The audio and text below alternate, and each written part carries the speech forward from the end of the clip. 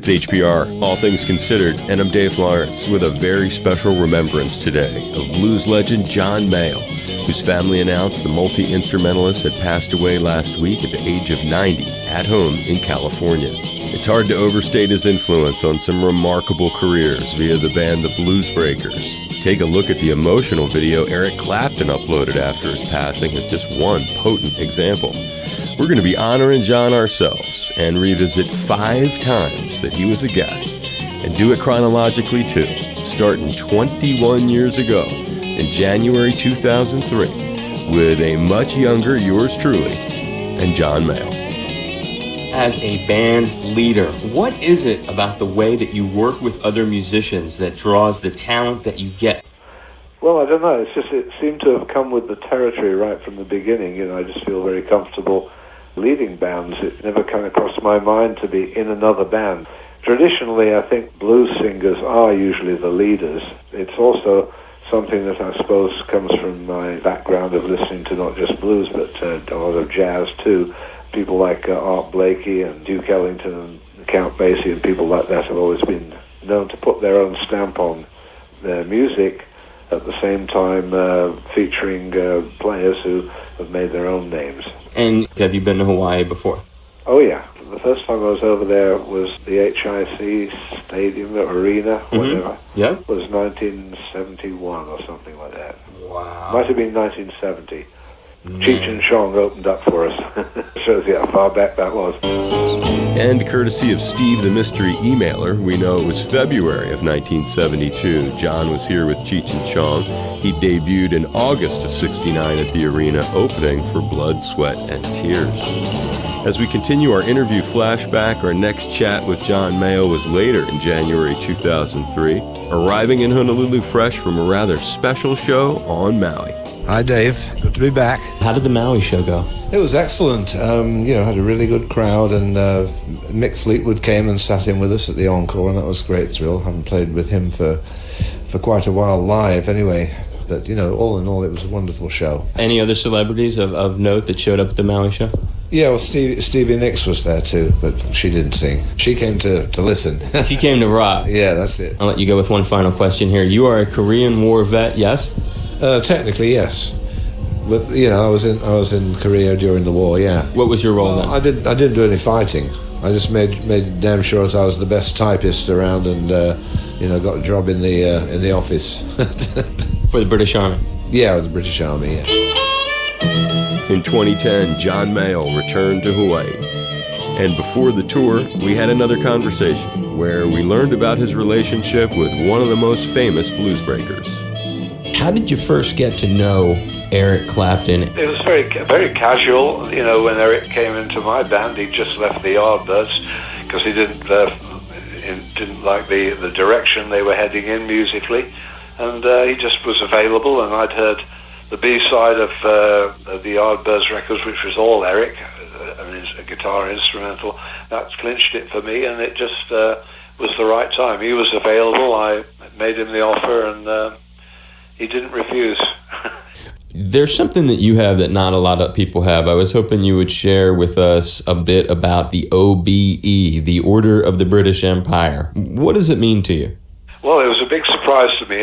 In England, it's considered a great honour. So I was very, very flattered that out of nowhere I was nominated for that, and had to go to Buckingham Palace to receive it, which was pretty spectacular. But, for a person who's never had a Grammy, I think that most people who've had Grammys have never had an OBE. So, whatever, it's a great honour, and I'm very proud of it. You described the event at Buckingham as spectacular.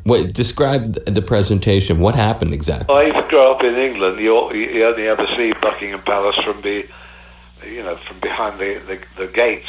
So this was quite phenomenal to actually go inside there and see what was inside.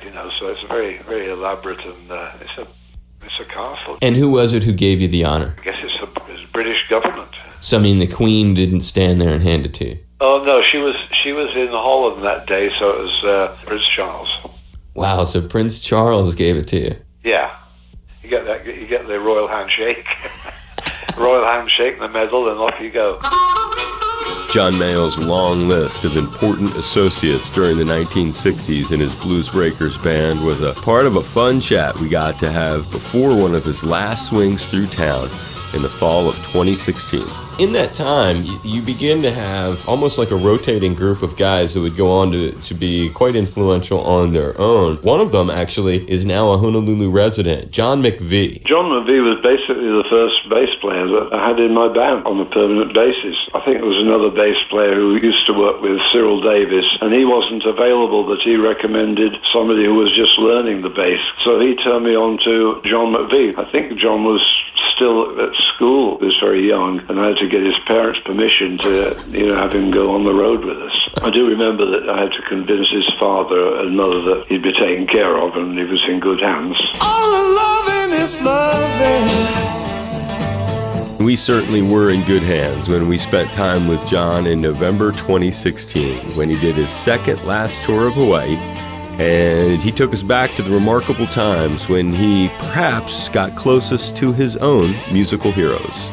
The early days of your career when you were backing some of these huge blues legends, when they were making their first tours of the UK, guys like John Lee Hooker, Sonny Boy Williams, and Freddie King. What comes to mind when you think back to maybe the first time you realized you were going to get a chance to do this? I guess that would have been John Lee Hooker. Well, John Lee Hooker was the first one, so, because he was brought over for the first club tour by the Gunnell agency, with the same agency who ran me, so... I was the obvious choice to be his backing band, and that led to, various other American blues artists coming over to UK, and we did a few with Sonny Boy Williamson and T-Bone Walker. We did a whole month with him, so it was very exciting times. John Lee would continue to be someone you'd know, though. Oh yeah, he travelled around the whole country in a van. Freddie King, what was the experience like? I sat in with him quite a few times, and of course he was one of my heroes, and we got along great. Bill Graham, I was looking at some of the incredible posters that feature your name, so many different lineups. I've got a couple highlights here, but when you hear the name Bill Graham, what's a story that comes to mind of your experiences with him? Well, Bill Graham was the one who really put a lot of rock and roll on the map for the general public, and did it in a very respectful and very dynamic way. He had all the best people design posters, and he was just a magnet. Everybody wanted to work for him, so he was a very important figure. You're on some really cool ones. Some of the ones are Fillmore and Winterland with Jimi Hendrix and Albert King on the same bill. Yeah, that was Jimmy's first appearance in Northern California, and of course we'd worked with Albert King before. Jimmy, was that your only gig that you guys shared the stage? No, we played together a lot in England, long before he came up and for his American touring. Bo Diddley, Muddy Waters, and yourself all at Winterland on the same concert. Yeah, I remember that's the only time I met Muddy face to face, so that was an exciting bill. And exciting for you on a personal note, I would imagine, as a blues fan. Yeah, that certainly was. Otis Spann was always one of my greatest favorites, so we got to meet him as well.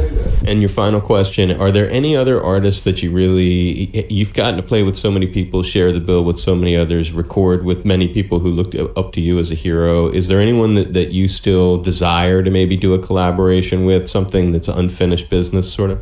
It seems to me that I've done work with just about everybody that's on the planet.